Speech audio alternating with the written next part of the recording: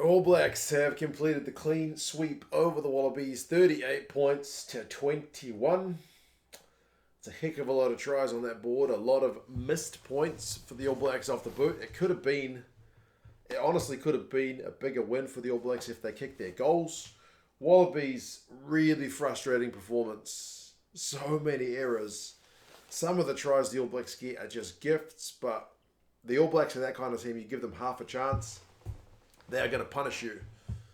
And credit to the All Blacks, man. You can't take it away from them. If you give them a chance, man, they're going to make you pay. And that's what they did in this game. We'll go over some of the key events. I've just watched the game now. Some of the key events, some of the stats. And yeah, you guys can let me know your thoughts on how the game went. To be fair, I got to say at the start of this review, that stadium looked glorious. Beautiful weather, afternoon rugby. Really impressive crowd numbers. Like, it looked really quite a picture, so you were kind of hoping for a really titanic battle to match. You never quite got it. It always looked like the All Blacks were going to win this one. They went out to like a 13-0 lead pretty early on, man. Like, there was a few kind of line-out woes early. The Aussie line-out missed. Karevi had a big old line break, got the ball to Korobidi. So they actually looked to have maybe scored the first try, but they decided that the way Karevi set up his initial line break was from an offside position at the ruck. So that's one disallowed try for the Aussies, and they would have another one later. Both of them to Korobidi, funnily enough. The Wallabies did manage to stop the All Blacks' first attempt at a big old maul try. And that was good for the Wallabies because it was a kind of clear decision not to jump at the line. They were set to defend the maul, and they did it really well. So that was kind of encouraging. But the next time there was a scrum, I think from that stop maul, the All Blacks won a scrum penalty, and they kicked that penalty to make it 3-0. So a little bit worrying for the Wallabies if the scrum's going to be under the pump. Interestingly, like the brightest side I can take from this game from a Wallabies perspective is that the scrum was winning all kinds of penalties. The count must have been like 4-1 or 5-2. I don't know, but it was pretty dominant to the Wallabies. Like, if you're South Africa, you may be licking your lips at the side of the All Blacks front row if they're kind of under that pressure from Australia. But anyway, we'll kind of get to that stuff later. Savia went close with a kind of tap and go from penalty on like 13 minutes, but the Aussies stopped them, but they went back 10. All Blacks take the penalty, so it's 6-0. Bodie's got his kicking boots on at that point, but relatively straightforward stuff. One of the better tries of the game is the one that kind of starts the scoring off in terms of tries on the board. That one is Bodie with a nice grubber kick through for Will Jordan. Will Jordan, pretty much as soon as he secures the ball from the grubber, passing the ball to Weber. Weber gets the ball to Jordie Barrett, and it's over for a try, so 13 points to 0. Like, great proper bit of attacking play. Like, if you looked at this game and went, man, the Aussies were rubbish, that try was class. Against anyone, that try is class. So 13 points to 0, some really good decision-making and reactions from the All Blacks guys to set that try up 13-0. 25 minutes, I wrote a note that, man, both sides are conceding too many breakdown penalties. There's offsides. There's kind of no flow to the game. Eventually, the Wallabies get a penalty with the All Blacks being offside. They decide, right, we've had bugger all time down the All Blacks end. Let's opt for the 3, which is the right choice. Because it's 13-0. They need to get some points on the board. And Lolosio misses a pretty straightforward kick. I can't blame the Adidas ball on this one because that's a Gilbert, and he missed it really badly. Yeah, it was not a day for the kickers in this game, so he should have got that one. So Aussies have had a try to sell out, and they've missed a pretty straightforward penalty. It does look like maybe they're going to get a chance. And remember, it happened last time in Perth as well. A Barrett gets red carded. This time it's Jordie. It's not Scott. If they go to Perth again, I guess it'll have to be Bodie because it'll be his turn. Jordie Barrett gets red carded. He's jumping up for a high ball, and Marika Koropidi's coming in close to him, and Jordie's foot just kind of extends and rakes down Korobidi's face. Now, I was live streaming at the time. The reaction to this one was kind of mixed. The closest thing I've seen to this one is Tavita Nabura in Super Rugby, kind of out and out kicking a guy from an aerial catch. I think it's a fair call, especially given that the red cards these days are the 20-minute jobbies, so you can't be kicking a dude in the face. I know he doesn't mean to do it. And those are the kind of red cards that seem to grind people's gears more than anything, where it's incidental. But I don't think he needs to stick his foot out there. Maybe it's a balancing thing. I don't know. Maybe it's an instinctive thing that he knows he's about to get smashed by Marika, so he kind of puts out a foot. And I don't know. It seemed very incidental, but foot to the face, man. I don't think he had any malice about it, but I'm comfortable enough that that's a red card. You can't be sticking your feet up like that when taking high balls. But the high ball area is always a bit of a contentious one. Either way, it's a red card. So it's a chance for the Wallabies. They got an extra man, you got 20 minutes with the man up. It's a time to really turn the screws on the All Blacks. What's their first thing they do as soon as they've got that penalty? They kick the bloody thing dead. Tom Banks, man, you've just missed an easy penalty from the tee from Lolosio. You've got a red card, so you've got an extra man. And they kick the thing dead. Like, I know that's... Like, that happens. You've seen loads of players kicks dead, but man, you can't keep doing that, Wallabies. You're annoying to watch. I'm not even a Wallabies supporter, and that's really annoying. Like, as soon as you get a chance to really put the foot on the throat, they let that one slide. So it's kind of an easy kind of exit for the All Blacks. And then when they kind of did go through some phases, when they did get back down the All Blacks and they got the extra man, like Valtini throws like a miracle ball when there's nothing on. It's like, just go through some phases, man. You've got the extra man. If you keep working at it, you're going to find the space because you've got an extra man. No, let's throw like a miracle offload, which has got like a 20% chance of finding someone. Like, why? It's not needed. And the next time when they're looking down the All Blacks end, they get advantage and Lolosio goes for a cross kick. And again, I know when you've got 15 on 15, often the cross kick is a good play, right? Like, you've got the advantage. You don't want them to cynically kill it. So you go for a cross kick. It's a roll of the dice. Maybe it's a 40% chance play. If you got a guy who's good in the air, it could be like a 60% chance play. If you're confident he's going to beat the guy. It's Callaway up against ALB. But it's a 1v1. It's 1v1. What do you want when you've got 15 on 14? You want not 1v1s. You want to find the space where you can get that extra attacker involved in the game. So I don't see the point in it. But either way, they go for the cross kick. Callaway does get to the ball, but he knocks it on.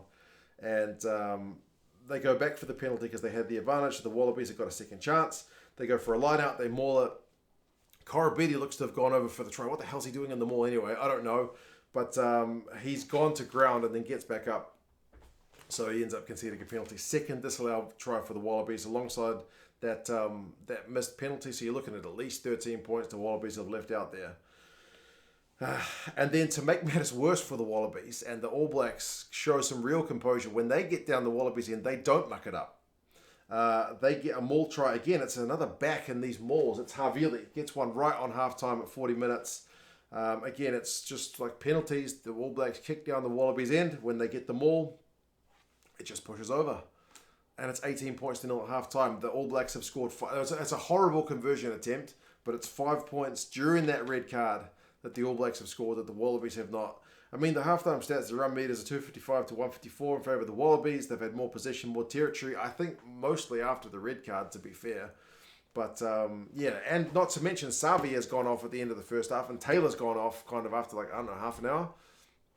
So the All Blacks are down quite a few guys, and literally down to 14 men for at least kind of 12 minutes of that first half, and yet they're 18-0 up. 18-0. Second half, the Wallabies kind of do go a period of attack. Before the red card's over, they concede a breakdown penalty. I'm kind of still shaking my head at their inability to kind of convert. They do get a chance, I think, after the red card is over when they get some turnover ball. And turnover ball is such a thing that the All Blacks, you give them a chance to turnover ball, there's a good chance they're going to score. The Wallabies get turnover ball and Banks is in space, but he gets run down by Rico Ioane, who really seems to have gathered back his speed. Like with his move to the midfield, it seemed like maybe Rico had lost a bit of his wheels that he was kind of known for, but he ran down Tom Banks pretty comfortably. Like Banks didn't even get near to scoring. The Wallabies did, though, finally break the deadlock with Faenga, who went over for a try. It was McDermott who had the line break. And that time, he got tackled after his line break. He didn't throw a stupid offload. that was not needed. He went to ground. They went through like at least, was it one phase or two before Karevi flicked the ball out to Fainga. And he goes over for a try from close range, good conversion, and it's 18 points to 7, which is still 2 scores, but it's kind of at least brings it to game on. The crowd's going to get into the game a little bit because you've just finally, been able to, to get points on the board after such a dry spell. But the All Blacks bounce back, man. 54 minutes. Will Jordan always seems to get a try. This one, he didn't need to do a heck of a lot other than run a really good support line. Akira Ioane beats 2 defenders, and it's just the All Blacks shifting the ball from one side of the field to the other. Akira, who's that kind of, mobile, loose forward out there in the wide spaces, beats 2 tacklers. I think he beats Korobeti and he beats Ikitau. One of those guys needs to put in a better effort. It's too easy, man. It's just literally one side of the field to the other, beat 2 defenders, and then he puts Will Jordan into space. So, bad. The conversion's a shocker, again, from Bodie, but it's 23 points to 7. All Blacks have got to chase the bonus point. I wrote at least the Wallabies scrums winning penalties, and it continued. At that point, it was 3-1 to the Wallabies, but when your scoreboard's looking like that, it's kind of like small comfort. And immediately, they kick the ball to touch, and their line-out overthrows. It's unbelievably frustrating. I hate to think how it is for Wallabies fans, because it's like you set yourselves up with these chances and just execute poorly. I mean, I know the All Blacks are a good team, and you still got to give them credit, but man, you can't be giving them anything, and they gave them a lot, I feel. Lolosio had a big old line break on the hour mark. The Wallabies did start to go through some phases, and then who scores? It's the All Blacks, man. Havili gets his second try on 61 minutes. It's an intercept from him. Karevi did really well to try and run him down, but it wasn't like when Rico ran down Banks earlier. Karevi was maybe just catching Havili ever so slightly. He did try to get the ankle tap. He managed to kind of make Havili lose his balance, but Havili still had the composure to go over the line. So great try from him. Again, it's a horrible conversion attempt, but 28 points to 7. 64 minutes turnover ball again from the ABs. They look to have scored again through DMAC, but that one there's an accidental offside when Bodie tries to give the ball to DMAC and it kind of bobbles and bounces off Bodie's foot, who's in front of DMAC. So get in a jail there for the Wallabies. That would have just been putting salt in the wound. Callaway did well to put pressure on the play. Like, credit to him. Like, he was in a pretty rubbish situation with like 3 All Blacks coming down the left wing. He had to do something because it's turnover ball. They're not set to defend, but he at least puts a bit of pressure on, and that causes the error. 66 minutes, White gets a try. He's only just come on the field. Samu picks the ball up from the back of a ruck. There's nobody there defending from the All Blacks. That's a pretty soft one. The All Blacks will be looking at that one in their review, but good play from Pete Samu to pick that one up and show a bit of good heads-up play. That one makes it 14 points to 28, so still 14 points behind. But then immediately the All Blacks just strike back pretty quickly, man. ALB gets a try on 69. It is a bit of hectic play, but it's that man, Akira Ioane, again. He gets man of the match in this one, actually. It's his pass that sets it up, and it's 33 points to 14. Bridge gets one again. Turnover ball. Perenara kicks the ball into space, and Bridge does well to be the man in that space again from turnover ball. So the All Blacks are up to 38 points. They still can't kick a conversion to save their lives. DMAC takes the last 2, and he misses both of them. The Wallabies do have the last say with a Tom Banks try. It was Nick White involved. To the halfbacks involved for the Wallabies point scoring. But yeah, Banks gets it from inside ball from White. That's a consolation, but it's 38 points to 21. So it's still a bonus point win, man.